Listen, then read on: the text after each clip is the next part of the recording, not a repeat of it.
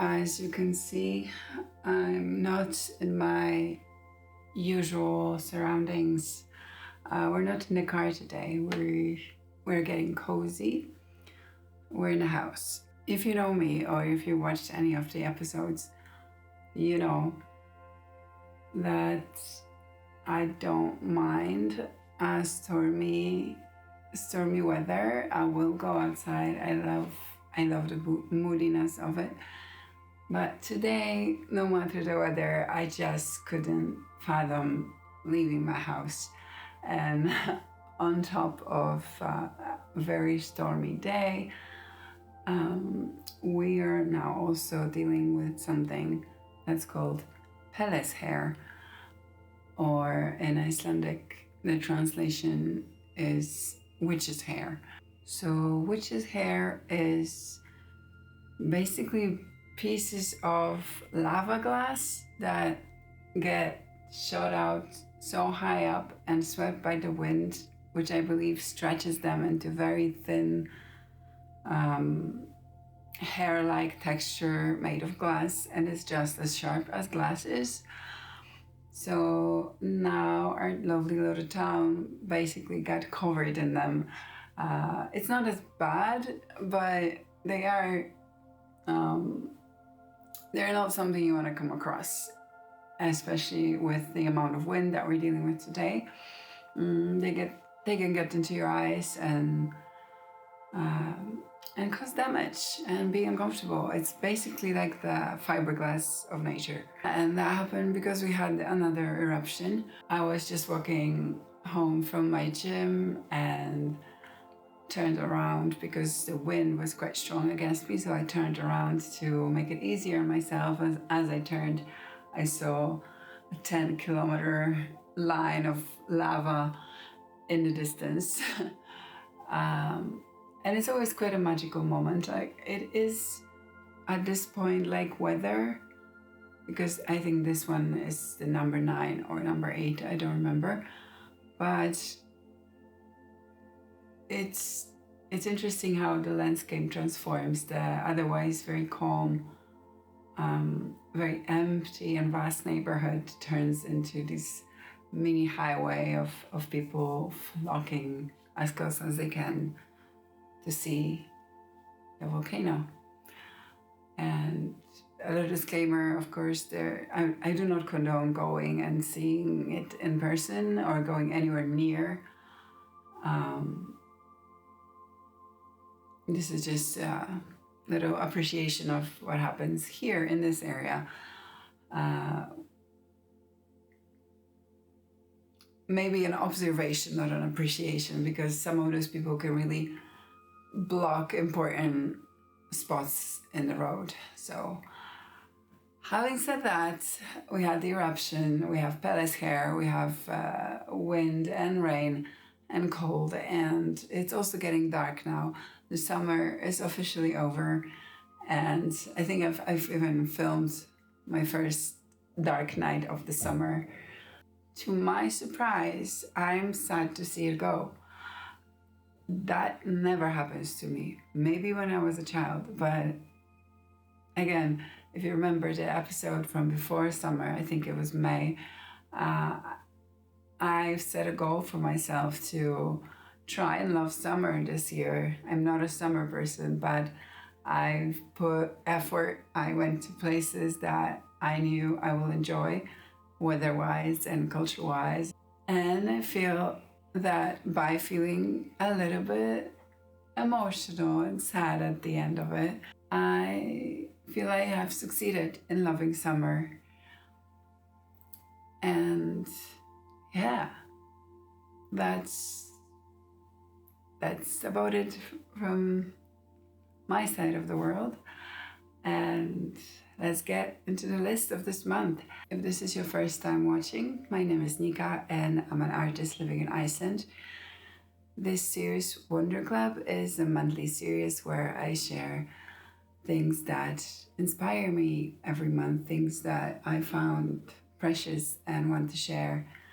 And I'm happy to receive your messages and comments, and I hope this episode can evoke that calm feeling and bring you inspiration and appreciation. So, the first wonder of August. So, the first wonder of August is, of course, about summer, and it is about remembering summer. I want to shine a light on this special little ritual of remembering summer and the end of it, of everyone posting their summer carousels, these vague, collections of pictures that I personally love looking through, and it makes me feel like my imaginary uncle is inviting me to a slide show and tell from his trip. And I always appreciate looking at those, and myself being a person who almost 24/7 is in their mind somewhere else under the current now. I don't know if you know what I mean, if I can say it well, but as someone who, perhaps you guys do it too, perhaps it's not an original experience at all. I'm not saying that it is. Anyway, what I notice myself doing a lot of the time is that my brain is residing in all the different locations that I've been personally before, that I've been to. So, for example, right now, shooting this video, I am here, but I'm also somewhere else. And for example, when I'm cooking, I'm in my kitchen cooking, but I'm also somewhere else. And I don't mean I'm just thinking about a place or a situation. I feel like I am physically here, and then my brain is also in that place. It's basically like my mind is always visiting some place I know in the background of now. And I feel like by going back and looking at all the videos and photos I took and creating, those carousel posts or creating videos, little video diaries, it's like I'm there again. And it's just as true to me as being there for the first time. It's almost better, I feel, because it's only in your mind, so you can visit with minimal effort anytime. And those photos and videos can be a nice form of transport to that place. For example, this summer I've made the effort not to put pressure on myself on creating certain photos, but I made sure that I recorded when I wanted to, and that I made these collages of moments that I remember appreciating, and I now appreciate more because I have a recording of it. I've always been this way. So, just the process of seeing it through, of being in that moment, noticing the moment, recording the moment, keeping the moment, and then producing something outwards with that moment, with the recording of that moment. Yeah, I feel like the theme of this video is summer nostalgia, which, sign me up. It's like it makes my excitement for autumn that much better, that I this year can appreciate and participate in that. So the second wonder I named a good blanket. And I have this blanket right here with me that I bought on a whim right before we left for our Icelandic road trip. And this is just a very basic blanket from a store that anyone and their mother could have. It was very cheap, it was on sale, It's not a real quilt, but it's quilt-like, and it made me really happy to buy it, and we took it on a road trip. So because of that, now in my mind it's engraved that we were sleeping under this blanket, we were covering our stuff under this blanket. I was suntanning and reading books and having coffee on this blanket. I was blocking out the windows in the car when I was camping. And now that blanket is here with me, and throughout the rest of the year, whenever I look at it, it's going to transport me into those moments. And I know it would be better if it was a real quilt, but it doesn't really matter that much to me in the moment now, because also if I got it dirty, it wouldn't matter that much. But that's what I mean by having a really good blanket. It elevates the experience. Whenever we left the car, I was putting it on and I was so happy and comfy, and I just don't believe that the trip would be as good if that blanket was not involved. So yeah, a really good blanket is wonder number 2. So the first 2 wonders had to do more with the outdoors, and the third wonder will be a bit of a gateway to the indoors. Because as my third wonder, I wanted to talk about something as that was one of the first things I noticed about Iceland, and first things I really loved when I moved here, the windowsill decorations. So in Iceland, the windows don't open fully. They open kind of at an angle. That's to protect against the strong winds, and it's just the way most houses are built, which usually results in lots of windowsill space that people decorate in the most beautiful way. Because I feel like if your windows open all the way, then you'd never want to keep that windowsill busy, because wind might knock things over, or it will just not be comfortable to open a window, having to keep taking the stuff away from the windowsill. But since people don't do that here, almost every house has a huge windowsill indoors that is filled with decorations and acting like little displays of trinkets in each house. And I remember falling in love with that, and every time I'm walking by some houses and I see that, I am so enamored with the collections and curious, and